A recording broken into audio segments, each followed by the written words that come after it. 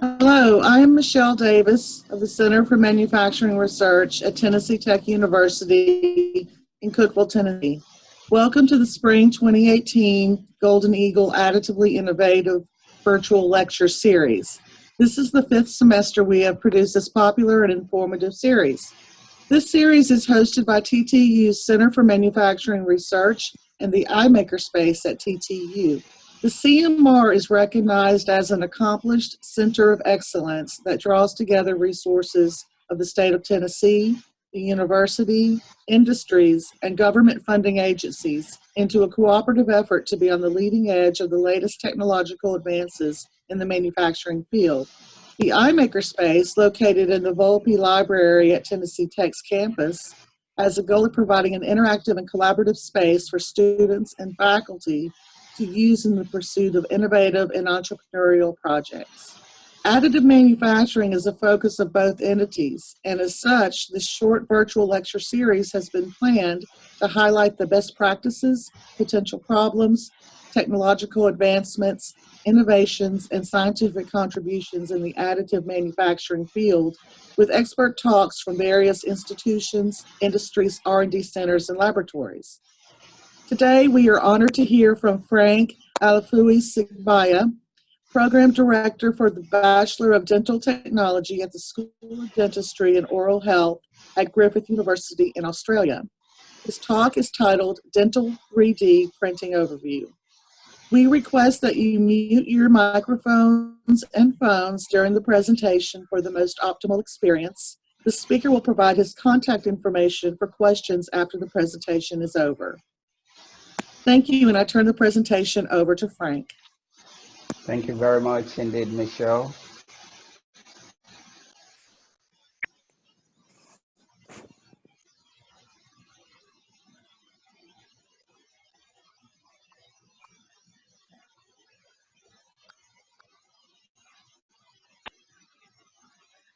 Good morning, listeners. My name is Frank, once again, and I am talking from Australia. I live in Queensland. It's 2 a.m. here, and it's Friday already.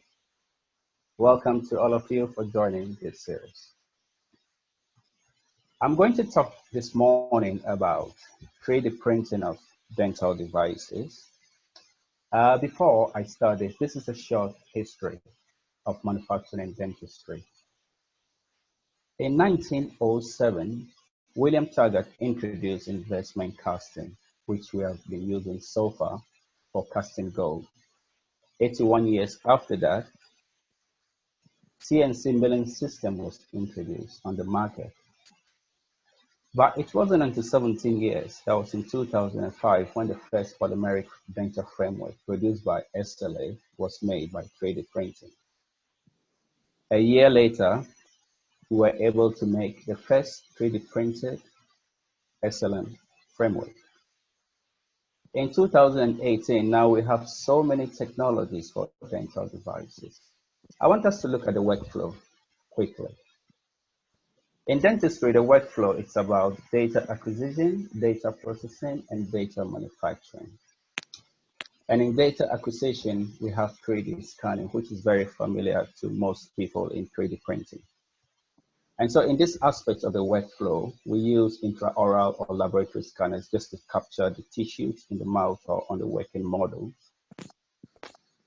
And when it comes to the data processing, it's very similar to the way we make traditional devices in the laboratory. So it's about virtual sculpting of the devices using a suitable CAD software. And the most important part is 3D printing. So we focus more on photopolymerization-based 3D printing, and the technologies so far available are SLA, DLP, material jetting, and the new technology called CLIP, which is continuous liquid interface production. So with this technology, we're able to make denture bases, castable patterns, surgical guides, working models, orthodontic appliances, and crowns. Which is here you can see some of the devices that are made. On this slide is a comparison of the traditional method of making dentures. And compared to the digital method where aspects of 3D printing is involved. I must say the 3D printing technology for full dentures isn't robust yet, but here you can see aspects of the workflow has been done with 3D printing, and this is a prototype. Now, why the 3D printing technology is involved, the process is truncated completely by 60 minutes, which I think is quite substantial, but we are hoping that in future, the workflow can improve the time for making these devices. In metal 3D printing, we often use SLM instead of the laser beam technology because the SLM, where laser beams are used, gives us better accuracy. And so we use this technology to fuse basically cobalt chromium alloys with the inclusion of molybdenum and tungsten sometimes, and even with titanium and titanium alloys. We're able to make gold dentures, but they are quite expensive. Here you can see the first 3D printed cobalt chromium framework made in Center for Dental Technology at Cardiff University, Cardiff Metropolitan University. That was in 2006. Down here, it's a 3D printed framework, metal framework with the support structures. When this is sent to the lab, we trim and prepare the surface of the framework and we veneer it nicely, either with ceramic or with composite. Below it's an implant superstructure that we are able to make with the metal 3D printing technology. Opportunities and challenges. It is said that wherever there is an advantage, there will certainly be a disadvantage as well. So with the photopolymerization technology, the printers are affordable. One of them is a Formlab, which is about $8,500. They are desktop printers. And so you don't need a big space to use equipment. And some of them offer speed of the manufacturing process. For example, if you want to use the photopolymerization technology to print splint and surgical guides, they are quite easy and straightforward compared to the traditional method. Again, you are able to save time. Now, there are disadvantages, like I said earlier. With the castable patterns, let's say you want to make a cobalt chromium framework denture or a partial denture for a patient. If this is printed in plastic, you still require substantial amounts of investment casting methods. And these steps are quite laborious. You have to screw them. Here you can see, screw them, invest them, then out the pattern and cast them. And so in most cases, it may be cheaper to use the traditional methods unless you have a very robust system in the 3D printing area where the frameworks can be printed in bulk, and so you can also cast in bulk. At the moment, there is a problem in regard to achieving the right cleaning methods, sterility, and biocompatibility of the material. This I will discuss soon. The materials are quite toxic. The liquid photopolymers, they are quite toxic, and so it's always good to avoid dermal contact and inhalation. With regard to metal 3D printing, it offers increased speed. And the good thing is, you may require 4 hours to make a traditional 3D printed framework, denture framework. Where additive manufacturing is concerned, you can reduce this to 3 hours if you use photopolymerization-based technology. But with the metal technology, you are able to print a framework within 40 minutes. That also depends on the span. But we are told by EOS that it is possible within 30 to 45 minutes, which is great. You can print very thin frameworks, which is an added advantage. With the metal technology, you are able to print so many types of metals or alloys. It's also good. But they are bulky and very expensive. The EOS machine, I'm told it's about $500,000, that's Australian dollars. If it's the case, then most laboratories will not be able to afford the technology. So what they will do is to send their files to a third party that will print this. And the disadvantages will be taking jobs away from people. The consumables are expensive. Alloy powders are very expensive to acquire. So yes, the metal technology is great, but these disadvantages can prevent them from becoming common or widely used in dental laboratories. Research in this area is also limited. So research at Griffith University. Let's see what's happening here. On this slide, it's a paper we published a few weeks ago on the biocompatibility of photopolymers in 3D printing. It was a pilot study we conducted in Melbourne, where we used zebrafish embryo model, to assess biocompatibility of short-term dental photopolymers. These photopolymers are allowed in the mouth for up to 24 hours. Why is this important? You will find that most photopolymers that accompany, most literature, sorry, that accompany photopolymers, there is a disclaimer that it's the responsibility of the customer to determine the biocompatibility of the 3D printed part. Why is this so? It's because for 3D printing, it's influenced by so many parameters, and so you cannot just rely on what the manufacturer says. Depending on the context in which you want to use the material, you must be sure that it is applicable. For us in dentistry, it's very, very important. Everything that goes into the mouth must be innate or almost innate. Why? Because if there is a residual monomer in the polymer, it can dissolve in the saliva and cause local or systemic side effects. And why are we using zebrafish embryo model? Well, for so many years, we've been using cell culture, which does not really represent what happens in the human body. To a large extent, they are great for initial screening. The rodent models with mice are equally great.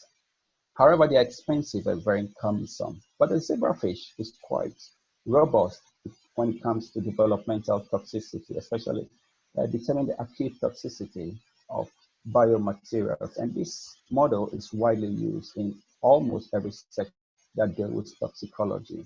And you'll be surprised to know that 80% of the genes known to be associated with human disease have a zebrafish counterpart. And so the way we behave most of the time relate to how zebrafish will do as well, although they are fish. In this slide, you can see a picture of coagulated embryo and a deformed embryo. What did we do here? In this slide, we exposed zebrafish embryo to extract. We extracted leachate from photopolymers after post-curing, and these were dental photopolymers, like I explained earlier. And so after 24 hours, let's see what happened.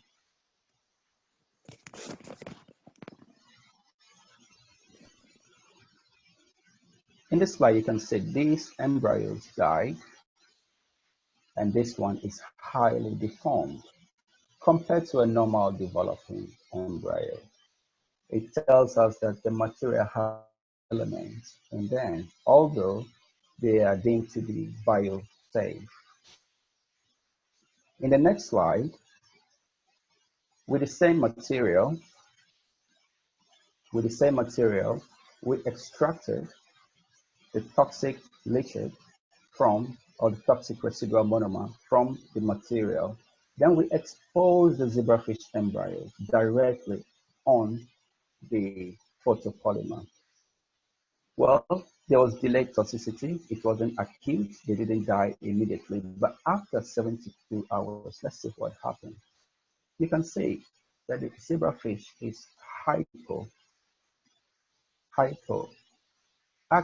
That's a hypolocomotive active. You can see edema here. That's a deformity and pericardial edema around this. I'll play the video again. And the heartbeat in this embryo is quite erratic. It also shows that the material has certain amount of toxic esters in it.